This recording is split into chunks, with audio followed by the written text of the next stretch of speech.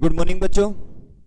प्यारे बच्चों, हम पढ़ रहे थे प्रॉपर्टीज ऑफ ट्रांजिशन एलिमेंट, और ट्रांजिशन एलिमेंट की जो आज हम नेक्स्ट प्रॉपर्टी पढ़ने वाले हैं बच्चों, number 11, interstitial compound. Interstitial compound,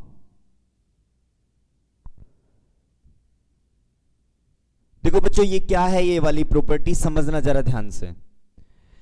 transition element बच्चों मेनली सॉलिड होते हैं, हम जानते हैं। सॉलिड होते हैं तो उनकी लेटिस होती है, कुछ इस तरह की लेटिस होती है, हम जानते हैं। Atom is just like sphere, और स्फीयर जब आपस में जुड़ेंगे तो कुछ इस तरीके से जुड़ेंगे, कुछ इस तरीके से जुड़ेंगे बच्चों। बच्चों जब इनकी लेटिस बनती है तो उस लेटिस में कुछ वैकेंट स्पेस बचता है, और हमें नजर भी आ रहा है वैकेंट स्पेस। देखो ये वाला वैकेंट स्पेस, ये वैकेंट स्पेस है। इस वैकेंट स्पेस को बोलते हैं इंटरस्टिशियल साइट या वॉइड, या तो इंटरस्टिशियल साइट बोलते हैं या क्या बोलते हैं, इंटरस्टिशियल वॉइड। और बच्चों इस वॉइड का साइज इतना होता है कि यहां एक छोटा एटम, स्मॉल साइज का एटम आसानी से फिट किया जा सकता है। बच्चों अगर मैं इस इंटरस्टिशियल साइट में एक छोटा एटम फिट कर दूं, और वो जो छोटा एटम होगा बच्चों, वो छोटा एटम, वो स्मॉल साइज का एटम या तो होगा हाइड्रोजन, या होगा कार्बन, या होगा नाइट्रोजन, ठीक है, या बोरोन भी हो सकता है। बच्चों ट्रांजिशन एलिमेंट की लेटिस में अगर मैं इस वैकेंट स्पेस में एक स्मॉल एटम इंट्रोड्यूस कर देता हूं तो बनने वाले कंपाउंड को बोलते हैं इंटरस्टिशियल कंपाउंड। क्योंकि ये जो कंपाउंड बना है ये इंटरस्टिशियल साइट को ऑक्यूपाई करके बना है, इसीलिए इसका नाम क्या होता है, इंटरस्टिशियल कंपाउंड। तो बच्चों मैं यहां एक बात लिख रहा हूं, क्या, कि transition element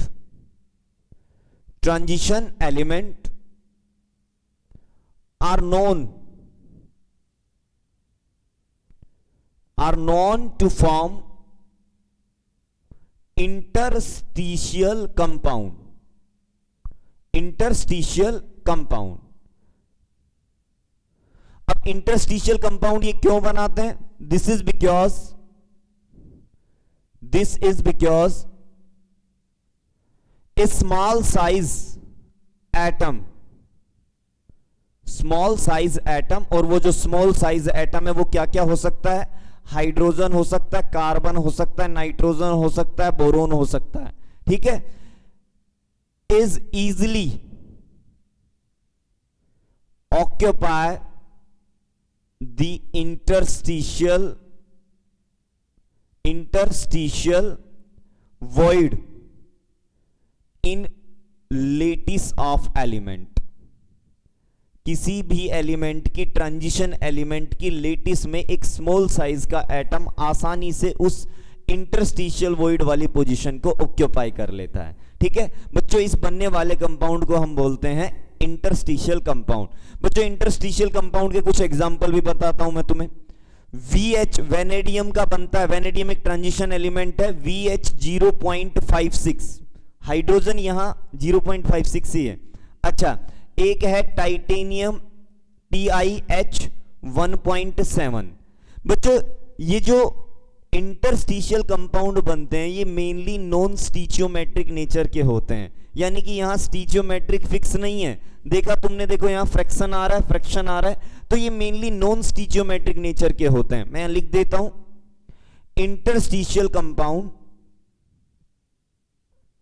interstitial compound are non-stoichiometric in nature। non-stoichiometric in nature, ये non-stoichiometric नेचर के होते हैं, ठीक है। यहां तक की बात। अगली बात सुनो जरा ध्यान से बच्चों, इंटरस्टिशियल कंपाउंड के बारे में क्या है। बच्चों जो इंटरस्टिशियल कंपाउंड होता है वो मेनली रिजिड और हार्ड होता है। अब उसका रिजिड और हार्ड होने के पीछे रीजन क्या है? देखो बच्चों अगर मैं इस लेटिस को देखूं तो लेटिस के अंदर जो खाली जगह थी उसको स्मॉल साइज के एटम ने ऑक्यूपाई कर लिया। अब ये पूरी तरह से जितनी भी वॉइड थी वो पूरी तरह से ऑक्यूपाई हो चुकी है।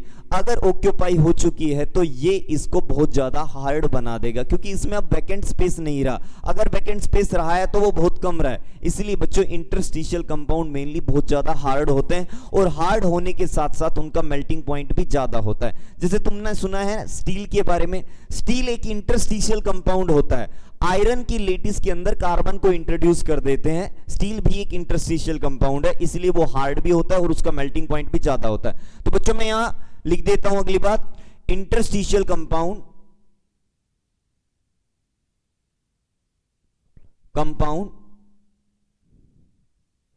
Are mainly hard and rigid. This is because feeling of interstitial void, यहां जो इंटरस्टिशियल वॉइड होती है वो पूरी तरह से फिल्ड हो जाती है, इसीलिए क्या है बच्चों, ये हमारे पास हार्ड और रिजिड होते हैं। अगली बात सुनो जरा इनके बारे में। Interstitial compound have high melting point, और हाई मेल्टिंग पॉइंट इसलिए होता है क्योंकि ये हार्ड होते हैं।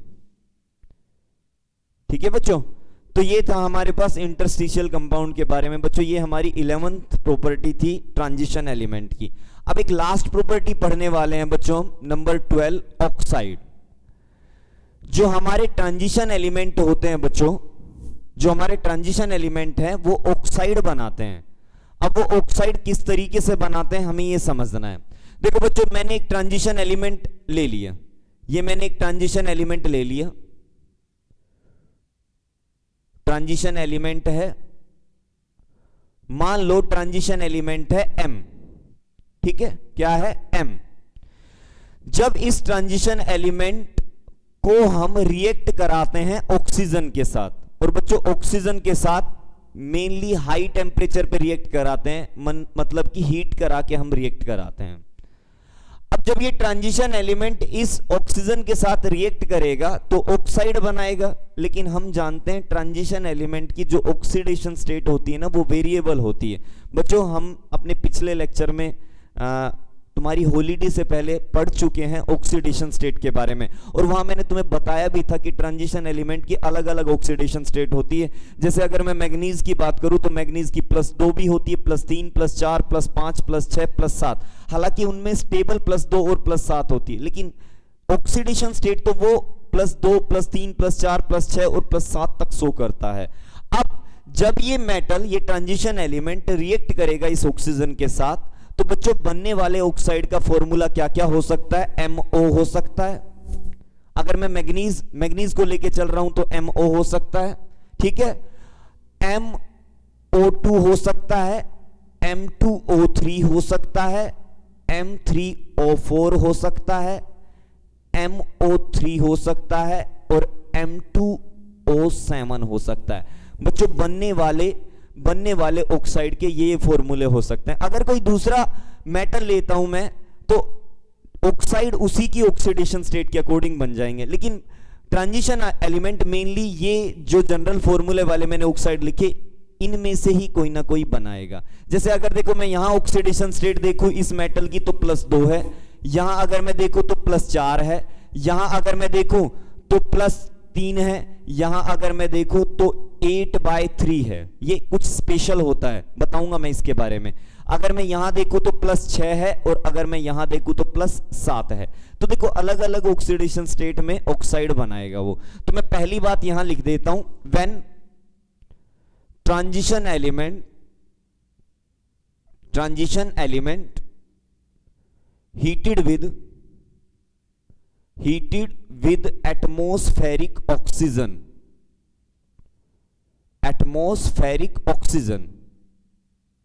then it form oxide of general formula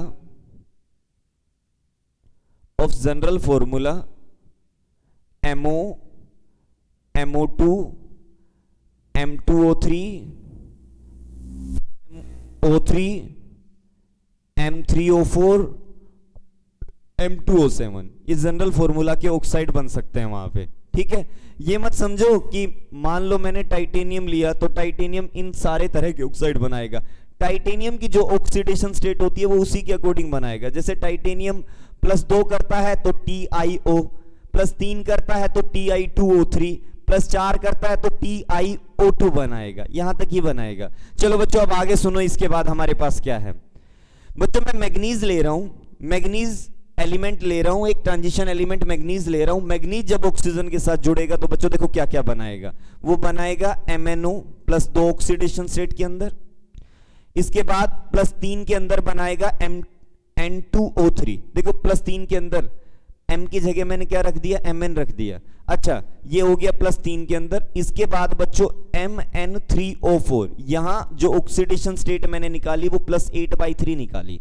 ठीक है बच्चों, ऑक्सीडेशन स्टेट फ्रैक्शन में नहीं हो सकती। पता क्या होता है यहां पे, ये जो Mn3O4 होता है ये दो फॉर्म में एग्जिस्ट करता है, एक MnO और एक Mn2O3। ये जो Mn3O4 होता है इन दोनों का मिक्सचर होता है। अब देखो अगर मैं यहां देखूं तो ऑक्सीडेशन स्टेट +2 है, यहां देखूं तो +3 है। अगर मैं इन दोनों को जोड़ के ये बनाता हूं तो ये वाली ऑक्सीडेशन स्टेट एक एवरेज ऑक्सीडेशन स्टेट है। तो कंफ्यूज नहीं होना है बिल्कुल भी, Mn3O4 इन दोनों का ही मिक्सचर होता है। अब सुनो आगे की कहानी क्या है।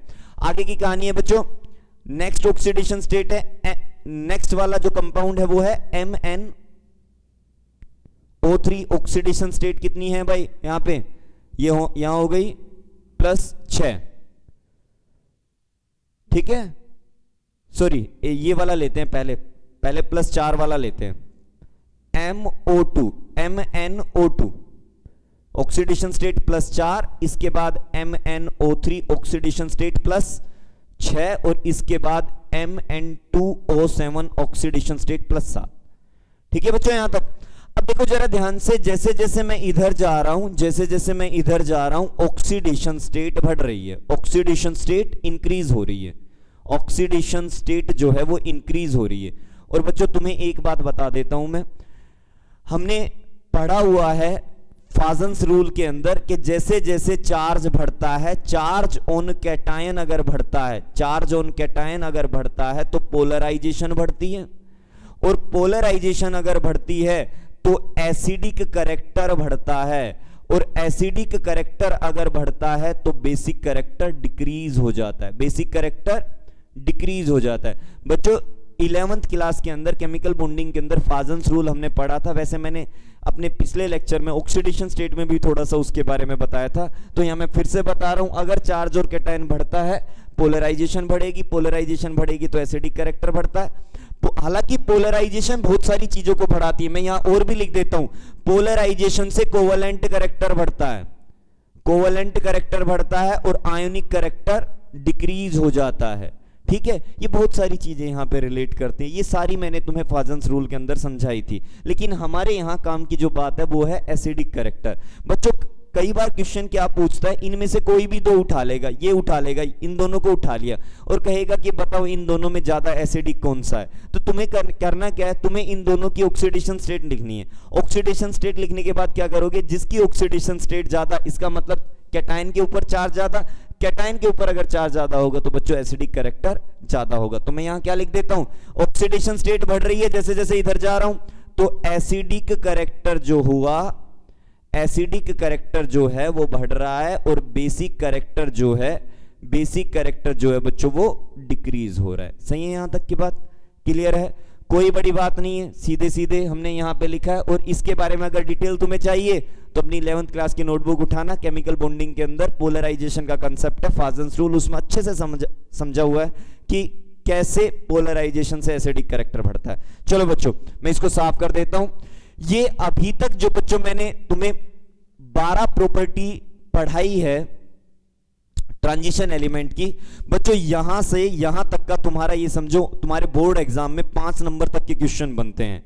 क्वेश्चन किस तरीके से बनते हैं, मैं तुम्हें सीट दूंगा, अभी 2 कंपाउंड बचे हुए इसके, वो मैं करा दूंगा, उसके बाद तुम्हें एक सीट दूंगा, उस सीट में सारे इसके क्वेश्चन होंगे। लेकिन अगर हम इन प्रॉपर्टी को अच्छे से पढ़ते हैं ना, तुम्हारा क्वेश्चन कहीं नहीं जाएगा, बड़े आराम से तुम उसको सोल्व कर दोगे। ठीक है, अगर कोई डाउट आता है तो मेरे से पूछना तुम। चलो बच्चों अब हम इस यूनिट का एक नेक्स्ट पार्ट पढ़ने वाले हैं जो बहुत इंपॉर्टेंट है बच्चों। ये जो चैप्टर है यहां से 5 नंबर का क्वेश्चन बनता है, और वो जो 5 नंबर का क्वेश्चन होता है बच्चों वो और में होता है, मतलब कि वहां 2 क्वेश्चन पूछते हैं और 2 में से कोई भी एक करना पड़ता है। आजकल क्या है, पहले ऐसा होता था कि एक 5 नंबर का जो क्वेश्चन बनता था वो प्रॉपर्टीज के ऊपर बनता था, और एक 5 नंबर का जो बनता था, अब जो हम कंपाउंड की स्टडी करेंगे उनके ऊपर बनता था। लेकिन आजकल जो क्वेश्चन बनते हैं वो मिक्स कर देते हैं, आधा क्वेश्चन प्रॉपर्टीज से और आधा कंपाउंड के ऊपर। तो हमें कोई भी चीज छोड़नी नहीं है, यहाँ पे बड़े अच्छे से हर चीज को समझना है बच्चों। अब जो हम पढ़ने वाले हैं, एक कंपाउंड की स्टडी करने वाले हैं, K2Cr2O7, K2Cr2O7। और ये जो कंपाउंड है बच्चों ये है पोटासियम डाइक्रोमेट, पोटासियम डाइक्रोमेट। हमें इसके बारे में पढ़ना है बच्चों। इसको कैसे बनाएंगे, इसका मेथड ऑफ प्रिपरेशन और इसकी केमिकल प्रॉपर्टीज, इसका स्ट्रक्चर, सब कुछ हमें स्टडी करना है। और बच्चों बहुत इंपॉर्टेंट कंपाउंड है, और इसका तो यूज होता है हमारी ऑर्गेनिक केमिस्ट्री में बहुत ज्यादा। ये एक ऑक्सीडाइजिंग एजेंट की तरह काम करता है बच्चों, अच्छे से समझना है। हालांकि तुम्हें बता दूं, हम पढ़ने वाले हैं इनऑर्गेनिक केमिस्ट्री की केमिकल रिएक्शन, और इनऑर्गेनिक केमिस्ट्री की जो केमिकल रिएक्शन होती है उसमें कहीं ना कहीं थोड़ी सी ट्रिक के ऊपर चलता है, तो हमें कुछ ना कुछ यहां लॉजिक है, ट्रिक है, उनको पकड़ना पड़ेगा। चलो बच्चों स्टार्ट करते हैं। K2Cr2O7 potassium dichromate. देखो बच्चों, पोटासियम ये जो आगे लिखा हुआ है इसका नाम है, जानते हो तुम, और जो बच गया Cr2O7 उसको बोलते हैं डाइक्रोमेट आयन। ठीक है, यहां तक की बात। अब इसको बनाते कैसे हैं, सबसे पहले हम पढ़ने वाले हैं इसका method of preparation. Method of preparation, method of preparation. तो बच्चों इसको एक और होती है, और तुम जानते हो अर्थ क्रस्ट में जो सब्सटेंस मिलते हैं जिनसे हम किसी भी मेटल को एक्सट्रैक्ट करते हैं उनको हम ओर बोलते हैं बच्चों। मिनरल और तुमने सुना हुआ है। एक और होती है, और होती है FeOCr2O3, इसको बोलते हैं क्रोमाइट ओर। क्या नाम है इसका? क्रोमाइट ओर। बच्चों इस ओर से बनाया जाता है पोटासियम डाइक्रोमेट को, K2Cr2O7 को इससे बनाया जाता है। कैसे बनाएंगे समझते हैं। तो बच्चों यहां लिखते हैं K2Cr2O7 is prepared from chromite ore, chromite ore, और क्रोमाइट ओर का फॉर्मूला है FeOCr2O3। ठीक है, using following step, using following step. कुछ स्टेप है हम उनका यूज करके बनाएंगे K2Cr2O7 को। बच्चों जो पहला स्टेप है, स्टेप फर्स्ट जो है वो देखो क्या है। स्टेप फर्स्ट में हम क्या करेंगे? स्टेप फर्स्ट में हम करेंगे conversion of chromite into sodium chromate, sodium chromate. सबसे पहले हम क्रोमाइट ओर को बदलेंगे सोडियम क्रोमेट के अंदर। बच्चों मैं तुम्हें एक बात बताता हूं, तुम्हें ध्यान रखनी है। जो देखो जो डाइक्रोमेट होता है ना, डाइक्रोमेट, जैसे यहां लगा हुआ है पोटासियम डाइक्रोमेट, तो डाइक्रोमेट हम इसको बोलते हैं Cr2O7 2 नेगेटिव को हम बोलते हैं डाइक्रोमेट। ठीक है, अच्छा क्रोमेट किसको बोलते हैं? बच्चों क्रोमेट हम बोलते हैं CrO4 2 नेगेटिव, इसको बोलते हैं हम क्रोमेट। ठीक है, यहां तक की बात क्लियर है, समझ में आ गई ये सारी चीजें। अब सुनो आगे की कहानी क्या है। आगे की कहानी ये है बच्चों कि सबसे पहला हमारा काम होगा क्रोमाइट से सोडियम क्रोमेट बनाना। चलो अब हम बनाते हैं। FeOCr2O Cr2O3 लिया बच्चों, सबसे पहले हमें इसका ऑक्सीडेशन करा देना है, इसके अंदर से ऑक्सीजन को पास करा देना है। अगर ऑक्सीजन पास कराएंगे तो क्या होगा बच्चों, ये जो आयरन है Fe है ऑक्सीजन को लेगा और ऑक्सीजन को लेके अपना ऑक्साइड अपनी ऑक्सीडेशन स्टेट बढ़ा लेगा। पहले तो वो था FeO, अब क्या बना देगा Fe2O3 और ये Cr2O3 अलग हो जाएगा, Cr2O3 अलग हो गया। ठीक है, यहां तक की बात क्लियर है। एक बार बैलेंस कर लेते हैं इस रिएक्शन को बच्चों। आयरन यहां 2 है, यहां 1 है तो 2 से मल्टीप्लाई किया। क्रोमियम यहां 4 हो गए, क्रोमियम यहां 2 है तो 2 से मल्टीप्लाई कर दिया। ठीक है, ऑक्सीजन काउंट करो, देखो 1 आगे मल्टीप्लाई 2 है तो 2 तो ये हो गई और 3 ये, 2 3 6 8, 8 और 2 कितनी हो गई 10, इधर 10 ऑक्सीजन है। अगर मैं इधर बात करूं 3 और ये 6, टोटल 9 है। तो बच्चों 10 को अगर इधर हमें 9 बनानी है तो इसको हाफ से मल्टीप्लाई कर दिया, अब इक्वेशन बैलेंस हो गई। अब हमें इक्वेशन में ये हाफ नहीं रखना, मुझे पूरी इक्वेशन सिंपल फॉर्म में चाहिए, तो मैं क्या करता हूं पूरी इक्वेशन को 2 से मल्टीप्लाई कर देता हूं। 2 से मल्टीप्लाई करने के बाद बच्चों ये 4 हो गया, ये 1 हो गया, ये 2 हो गया और ये कितना हो गया 4। वैसे बैलेंस तुम कर सकते हो बड़ा आराम से, कोई बड़ी बात नहीं है। ठीक है, यहां तक की बात। अब सुनो आगे की कहानी क्या है। आगे की कहानी ये है बच्चों, जो ये Cr2O3 बना, जो ये Cr2O3 बना है बच्चों, इसके अंदर मैंने मिला दिया सोडियम कार्बोनेट Na2CO3 और ऑक्सीजन गैस को यहां से पास करा दिया। जब मैं ये सारा करता हूं Cr2O3 और Na2CO3 और O2 को आपस में मिक्स करता हूं तो बच्चों यहां से बनता है सोडियम क्रोमेट, और सोडियम क्रोमेट का फॉर्मूला होता है Na2CrO4। ठीक है, और साथ में यहां से कार्बन डाइऑक्साइड गैस बाहर निकल जाती है, और वो जो कार्बन डाइऑक्साइड गैस बाहर जा रही है वो यहां से मिलेगी कार्बन डाइऑक्साइड। ये वाला सोडियम जुड़ गया इसके साथ और क्या बना दिया सोडियम क्रोमेट। बच्चों इसी का नाम है सोडियम क्रोमेट। ये क्या है सोडियम क्रोमेट। सही है यहां तक की बात। अब हमें क्या करना है बच्चों, बैलेंस करो इस इक्वेशन को। अगर मैं इस इक्वेशन को बैलेंस करता हूं तो देखो सोडियम 2 है, सोडियम 2 है, क्रोमियम 1 है, क्रोमियम 2 है, तो सबसे पहले तो इस क्रोमियम को 2 करो, हो गया। जैसे ही क्रोमियम 2 किया मैंने, सोडियम कितने हो गए बच्चों 4, सोडियम 4 हो गए। इधर सोडियम कितने हैं, इधर सोडियम 2 है, 4 बनाने पड़ेंगे तो 2 से मल्टीप्लाई करो, कर दिया 2 से मल्टीप्लाई। अब देखो कार्बन कितने हो गए 2, कार्बन कितने हैं 1, तो 2 से मल्टीप्लाई किया। ठीक है यहां तक की बात। अब सुनो आगे की कहानी क्या है। ऑक्सीजन बैलेंस करना, ऑक्सीजन 3 है, ऑक्सीजन देखो 3 मल्टीप्लाई बाय 2 कितना हो गया 9, और ये कितनी 2 कितना हो गया 11 ऑक्सीजन है। इधर काउंट करो 8, 8 और 4 कितनी हो गई 12, इधर 12 है, इधर 11 है, इधर इस 11 को भी 12 करना है। तो मैं क्या करूंगा बच्चों, ये जो O2 है इसको 3/2 से मल्टीप्लाई कर दिया, 3/2 से मल्टीप्लाई कर दिया तो देखो 3 और 6 9, और यहां से कितनी मिलेगी हमें 3 मिलेगी, तो टोटल कितनी हो जाएगी इधर भी 12। बच्चों मैं नहीं चाहता इक्वेशन फ्रैक्शन में रहे, मैं सिंपल फॉर्म में चाहता हूं, तो क्या करूंगा पूरी इक्वेशन को 2 से मल्टीप्लाई करूंगा। 2 यहां कितना हो गया 4, यहां कितना हो गया 3, यहां कितना हो गया 4, यहां कितना हो गया 4। सही बात है। अब क्या करना है बच्चों, मुझे दोनों इक्वेशन को ऐड कर देना है। ये जो 2 इक्वेशन है इन दोनों को ऐड कर देना है। अब ऐड करूंगा तो तुम एक बात देखो, ये जो Cr2O3 है इधर भी है और इधर भी है, और तुम जानते हो केमिस्ट्री में जो अपोजिट साइड होते हैं उनको हम कैंसिल कर देते हैं, लेकिन यहां 4 है, यहां कितने हैं 2 है। बच्चों ये कंप्लीटली कैंसिल हो सकता है अगर मैं नीचे वाली इक्वेशन को, पूरी इक्वेशन को 2 से मल्टीप्लाई कर दूं। बच्चों अगर मैं इस नीचे वाली इक्वेशन को 2 से मल्टीप्लाई कर दूंगा तो ये देखो ये कैंसिल हो जाएगा कंप्लीटली। अरे हो जाएगा कि नहीं हो जाएगा। अगर मैं नीचे वाली इक्वेशन को 2 से मल्टीप्लाई कर दूंगा, 2 से मल्टीप्लाई करूंगा तो ये कितना हो जाएगा, ये हो जाएगा 4, ये कितना हो जाएगा 8, ये कितना हो जाएगा 6, ये कितना हो जाएगा 8, ये कितना हो जाएगा 8।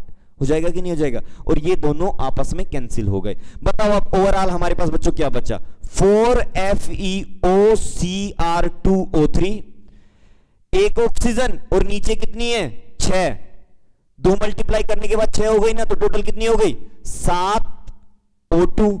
अच्छा 4 था, ये 2 से मल्टीप्लाई करने के बाद कितना हो गया 8, तो 8 Na2CO3 कन्वर्ट इनटू 2Fe2O3 और प्लस में ये कितना हो गया 8 Na2CrO4 और प्लस में ये हमारे पास क्या है बच्चों, ये फोर फोर नहीं 8CO2। सही बात है, क्लियर है, समझ में आ गई है। अब मुझे एक बात बताओ, ये जो बना है इसका नाम क्या है? इसका नाम है सोडियम क्रोमेट। क्या नाम है बच्चों? Sodium chromate. और हमें यही बनाना था, पहले स्टेप में हमें क्या बनाना था? जो हमारी क्रोमाइट ओर थी, ये हमारा क्रोमाइट ओर थी, इस क्रोमाइट ओर से हमें बनाना क्या था? हमें सोडियम क्रोमेट बनाना था, हमने बना लिया।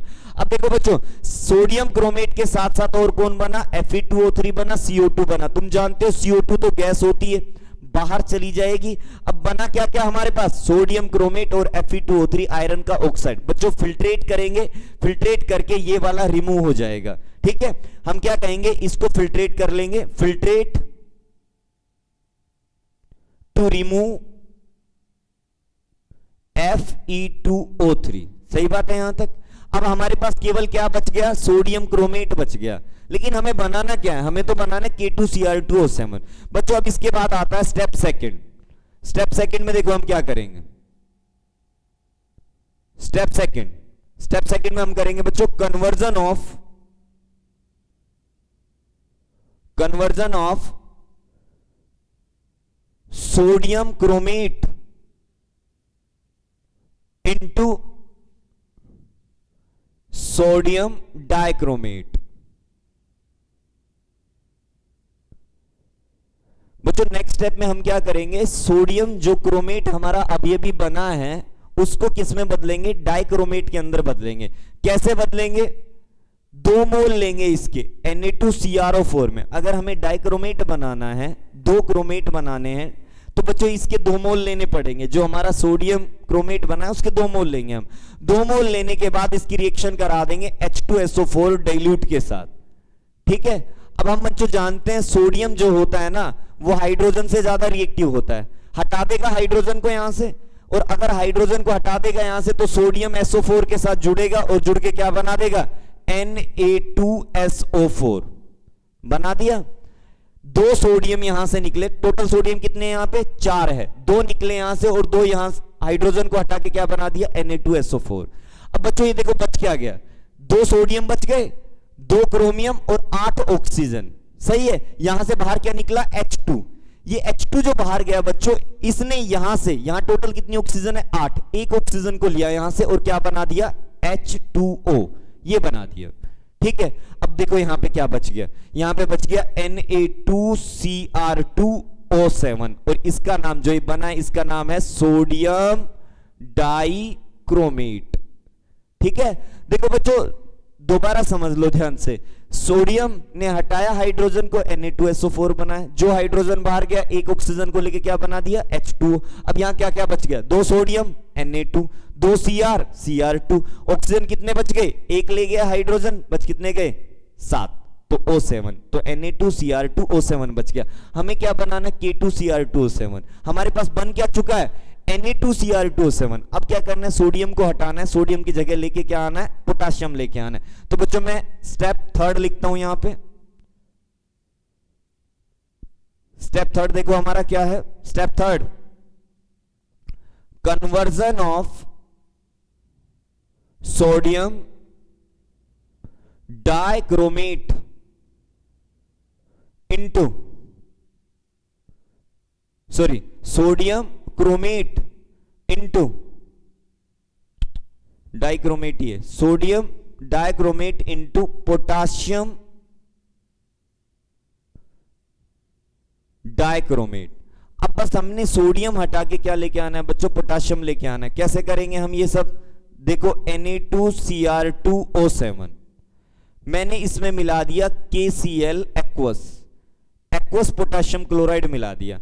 अब हम जानते हैं बच्चों ये जो पोटाशियम होता है ये सोडियम से ज्यादा रिएक्टिव होता है। अगर रिएक्टिविटी अगर हम देखें तो potassium is more reactive than sodium. हटा देगा सोडियम को, यहां से हटाने के बाद सोडियम की जगह खुद आ जाएगा K2Cr2O7 और सोडियम चला जाएगा पोटाशियम की जगह क्या बना देगा? NaCl। बैलेंस करेंगे तो पोटाशियम 2 है, पोटाशियम 1 है तो 2 से मल्टीप्लाई, सोडियम 2 है, सोडियम 1 है तो 2 से मल्टीप्लाई। ये हमारे पास क्या बन गया बच्चों? ये हमारे पास बन गया पोटाशियम डाइक्रोमेट। ये बन गया हमारे पास पोटाशियम डाइक्रोमेट। ठीक है, यहां तक की बात समझ में आ गई है? क्लियर है? तो बच्चों स्टेप बाय स्टेप इसको करते चलना है, और जहां भी कोई डाउट आता है ना मेरे से पूछना है, तुमने व्हाट्सएप करके या जैसे भी कॉल करके पूछते हो, अगर तुम्हें कोई भी डाउट आता है इससे रिलेटेड मेरे से पूछना है। थैंक यू बच्चों। इसकी प्रॉपर्टीज जो है वो हम अपने नेक्स्ट लेक्चर के अंदर पढ़ेंगे, ठीक है बच्चों? Thank you.